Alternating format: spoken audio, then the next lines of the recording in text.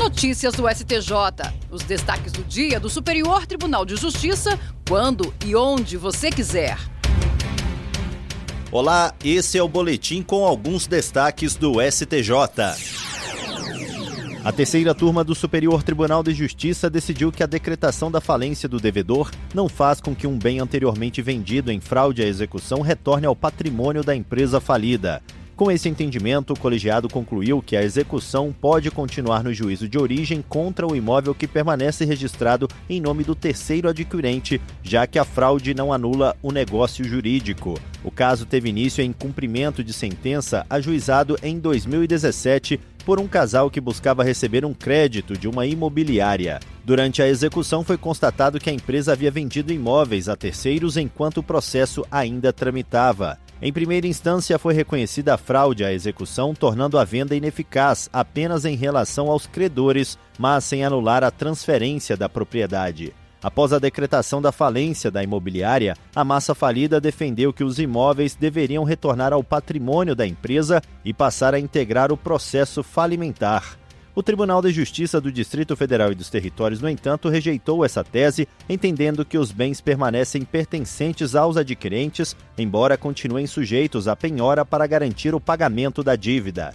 No STJ, o colegiado da terceira turma manteve o entendimento do Tribunal de Justiça do Distrito Federal e dos Territórios. O relator, ministro Ricardo Vilas Boas Cueva, destacou que a fraude à execução torna o negócio ineficaz apenas em relação ao credor prejudicado, sem invalidar a venda entre as partes. Segundo o ministro, a posterior decretação da falência não desfaz atos jurídicos praticados anteriormente, nem exige que a execução seja remetida ao juízo universal da falência, permitindo que o processo individual prossiga normalmente contra o bem alienado. A quarta turma do Superior Tribunal de Justiça decidiu que é válida a cobrança da tarifa de adiantamento a depositante quando houver previsão contratual, transparência nas informações ao cliente e efetiva prestação do serviço. Segundo o colegiado, a cobrança tem respaldo na Resolução 3.919 de 2010 do Conselho Monetário Nacional, que autoriza esse tipo de tarifa para remunerar um serviço específico prestado pelas instituições financeiras. O caso teve início em uma ação civil pública proposta pelo Ministério Público de São Paulo. O juízo de primeira instância declarou nula a cláusula contratual que previa a cobrança, proibiu novas cobranças, determinou a devolução em dobro dos valores pagos pelos consumidores e ordenou a divulgação da decisão. O Tribunal de Justiça de São Paulo manteve o entendimento de que a tarifa era ilegal, mas substituiu a restituição em dobro pela devolução simples dos valores e reduziu a multa prevista em caso de descumprimento.